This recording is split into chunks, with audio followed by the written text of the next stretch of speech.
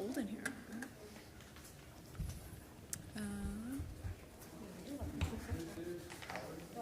JC. Do I need to use these or just use them? It's on, okay, so I don't need this.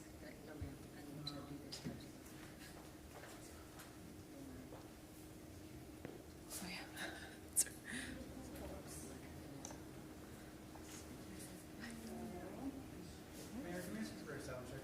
yeah. Yeah. Test, test, test.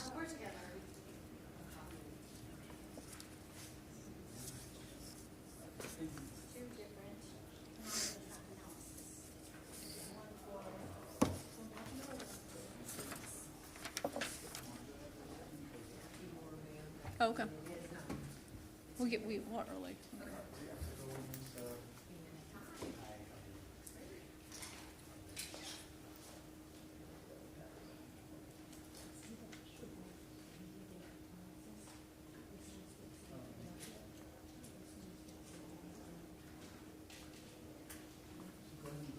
Okay.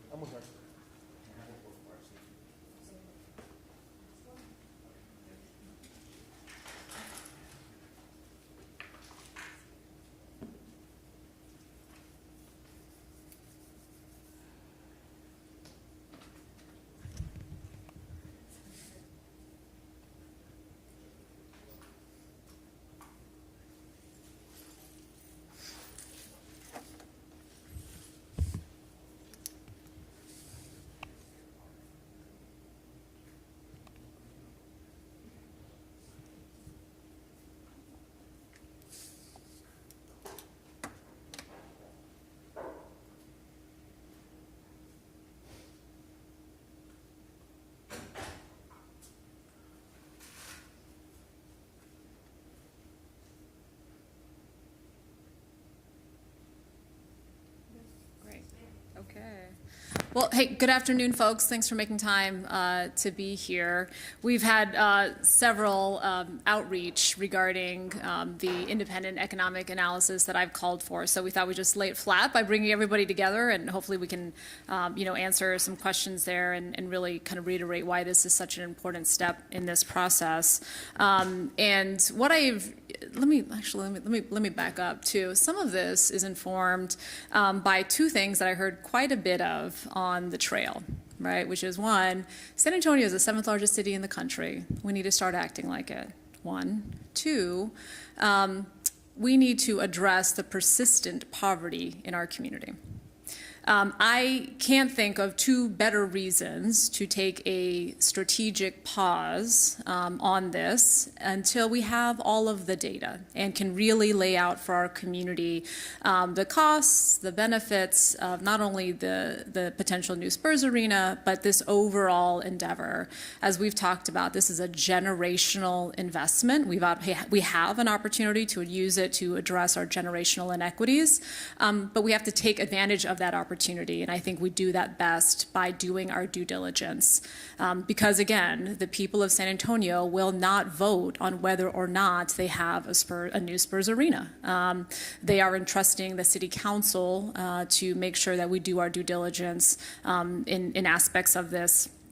And frankly, also help them understand what it means for other things. What does this mean for the upcoming bond project, right? What does this mean in general for downtown? And how have we understood that these projects are in fact the highest and best value for the community? So, and look, the good thing is we have the time to do this. The county, is limited in their ability to call for an election, like as the one that they did. They can only do that once a year. We are not limited in that same way. And I understand, the county has done their calculus, and 311 is what they feel comfortable putting forward.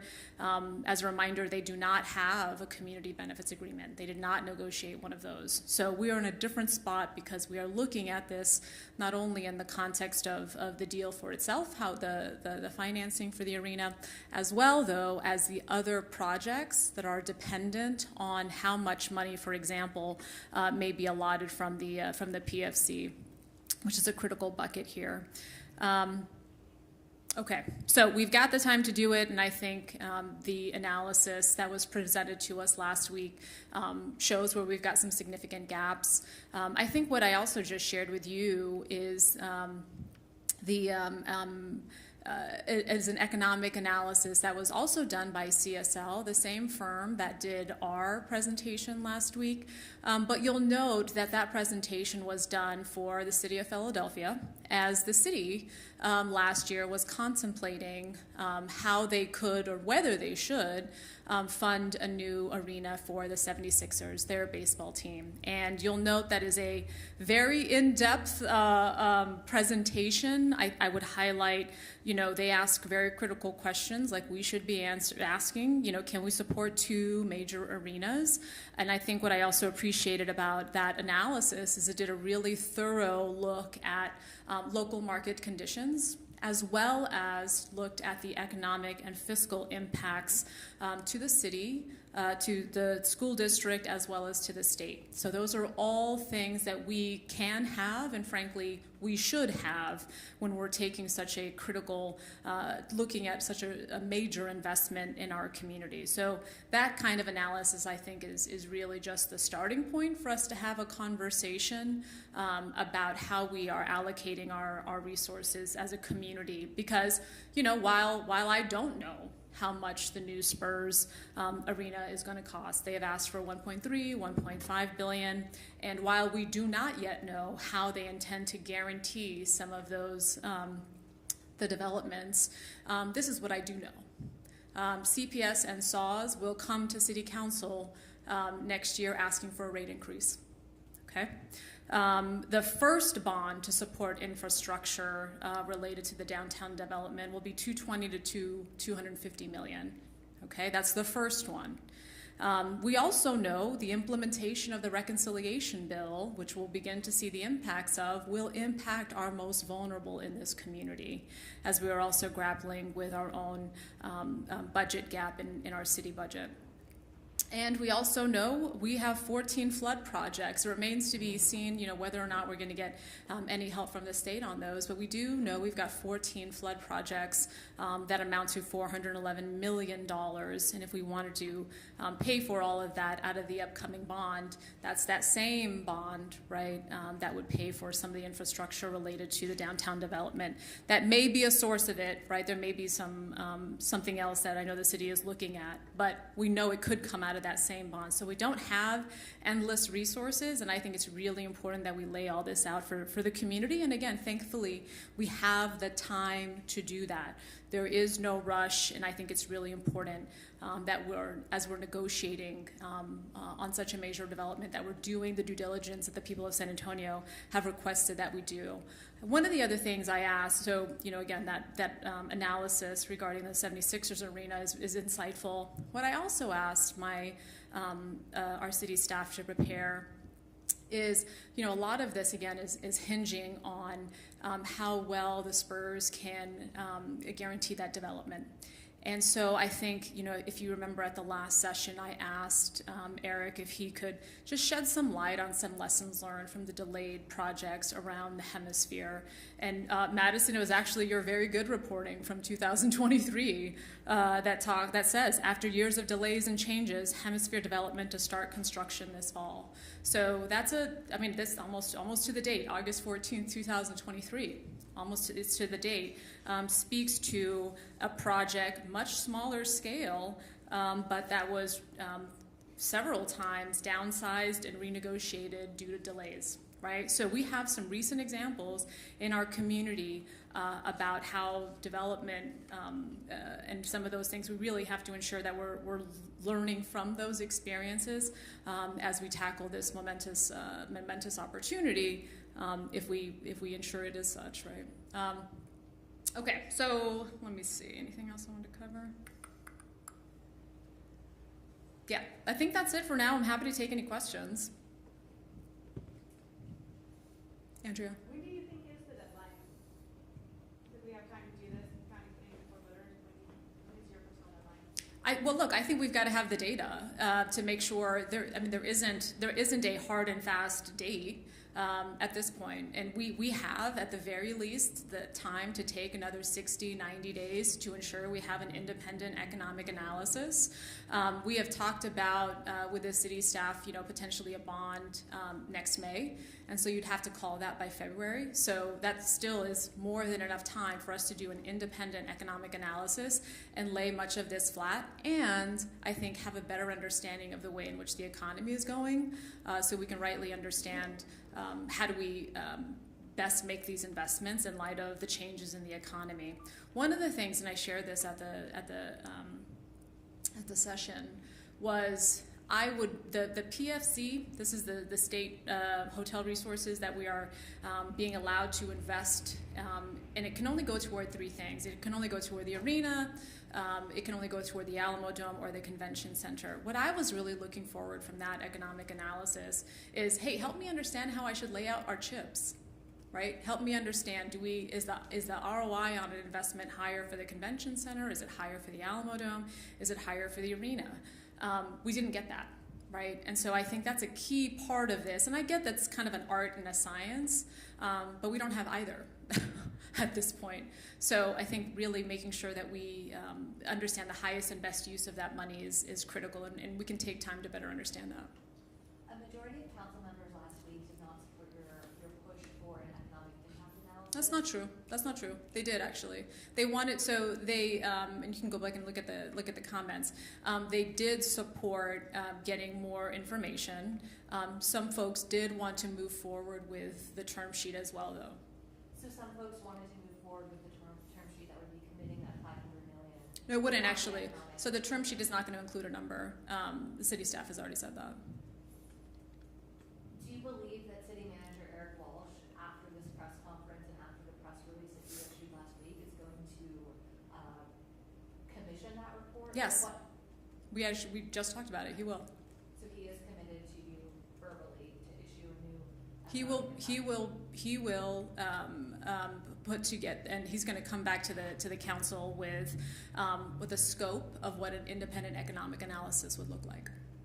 And so how are you all going to use that if City Manager Eric Walsh still plans to, on August 21st, hold a vote on the term sheet? So he hasn't said that he intends to do that.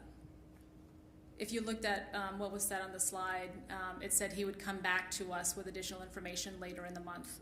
August 21st, there isn't a scheduled vote on that. So what does So- this new analysis that he's going to ask the... So we don't have an independent. So what he wants, what he's looking for is some direction on the term sheet, right?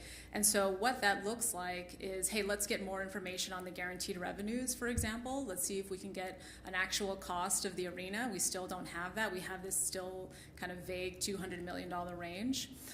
So getting more information on those things, while we also, which is a non-binding term sheet. Let's not forget that. That term sheet is non-binding.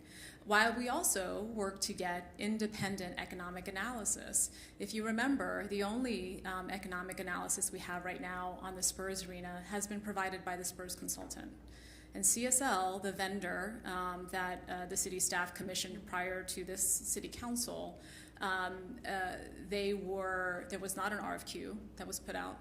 It was based on previous work, again, that firm has done with the city. So, and if you remember, CSL, they shared that they did not do their own independent economic analysis for the arena. What they did is they reviewed the summary findings of the Spurs consultant. And so I think that is, and I've shared that I think that's inadequate. Because what they did is say, hey, that number, that looks about right. But as you and I both know, it's not just about the number and it looking right. We've got to make sure the methodology also makes sense. We've got to be very clear about the assumptions. As has been laid out in that Philadelphia economic report, they lay out their assumptions. They lay out their methodology. They lay out how it's going to impact the city's fund, et cetera. So that's the level of due diligence that our community also deserves. So were other council members invited to be a part of this press conference that may support your strategic policy? This was to lay out. This was to answer questions about what I have put forward. It wasn't meant to. It wasn't meant to. Didn't do what you're describing. Have you had conversations with other council members, especially those who last week voted to proceed, voted to move forward. Are they on board with taking the strategic pause that you have continued to ask for? Are they on board with doing another study on this? I think folks are on board with getting the information that is necessary, right? This additional independent economic analysis, and they shared that. Are you asking for a different firm, one other than CSL, to do this study? There are a number of other firms that can do this kind of work, and I have shared one in particular with the city manager. It's called Civic Economics, that has looked at traditionally how these public subsidies, especially impact analysis, can be understood. Right. So there are other firms that can do this. I think it's also really important, though, that even the one firm that we did use, the product that they gave to Philadelphia, the 6th largest city in the country, much, much different in rigor and analysis and data than what we received. And frankly, their analysis for what we received was about several projects, not just one. That product is like over 100 pages. Ours was 29. So would you support CSL doing that work? You just want to see it more thoroughly done? I think we need to put out, an RFQ for others to similarly, hey, how would you do this? How would you take this into account? There are other firms that can do it as well, and we should look at those. Would you support this going to a vote of the citizens of San Antonio? So. I ask because the county has already set the venue tax to be on the November ballot. Yeah, well, so per the charter, right? Folks cannot vote on this. You can't vote to appropriate money per the charter.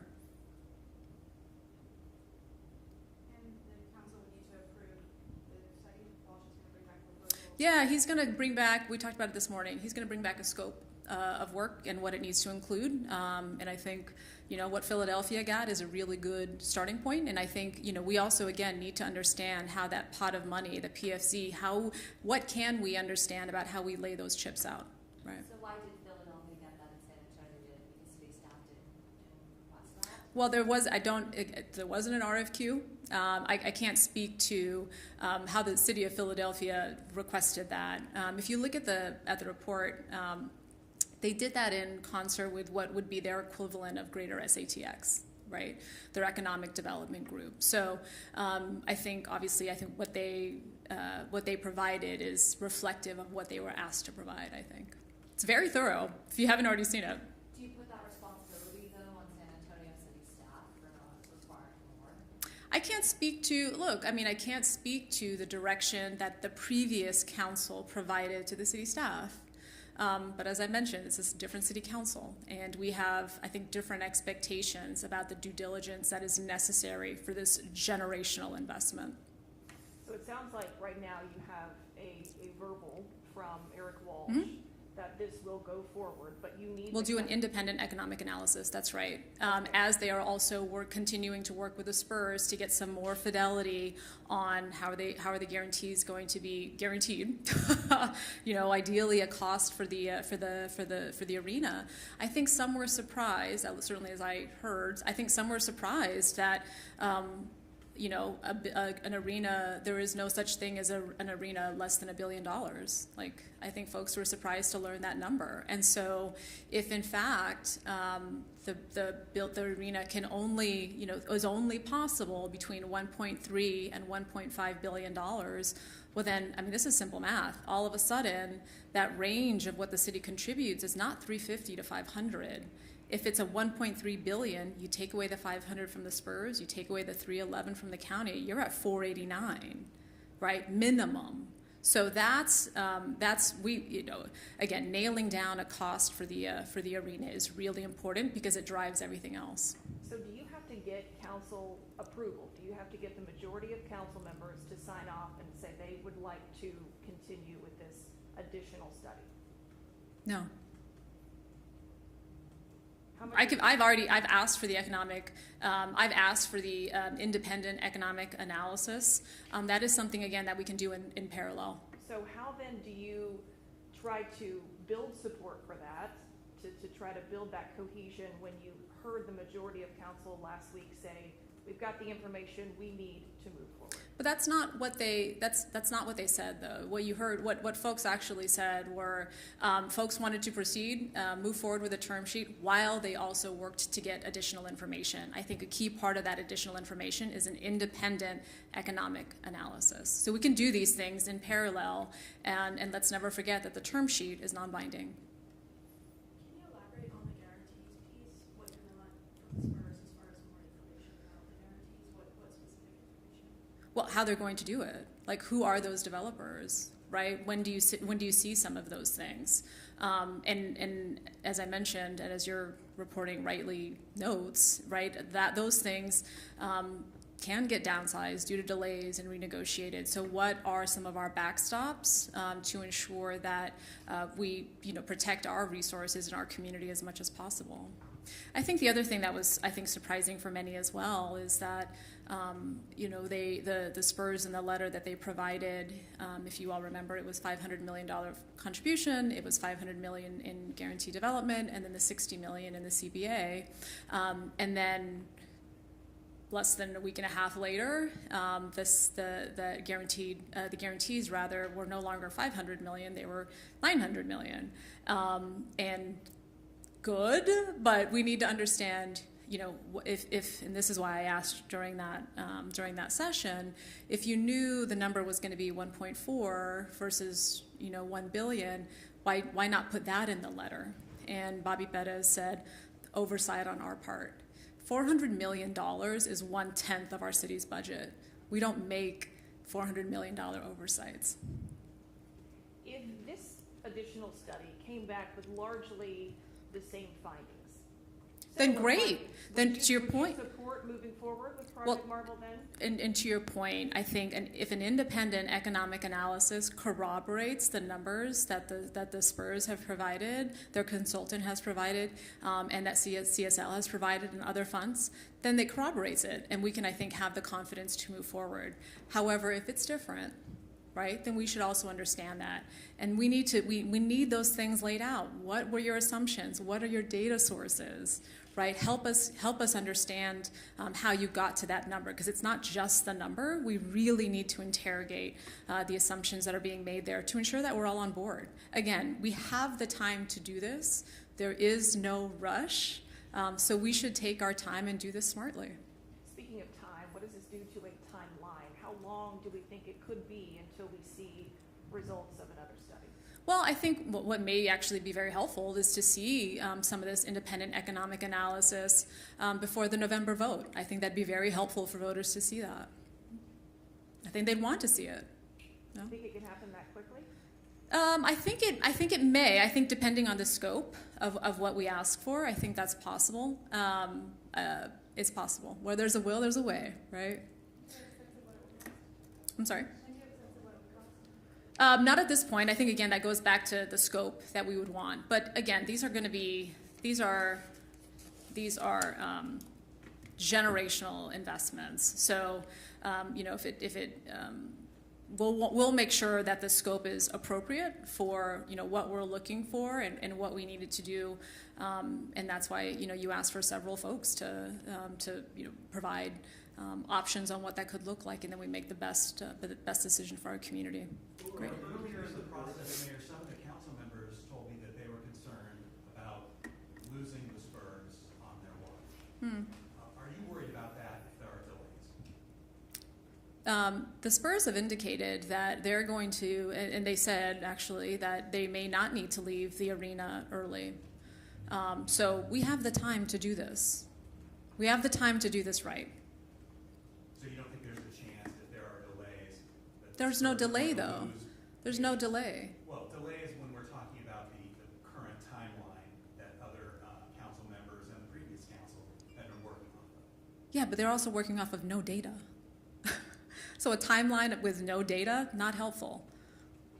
But it does push back the Yeah, no, but let's be very clear. Okay?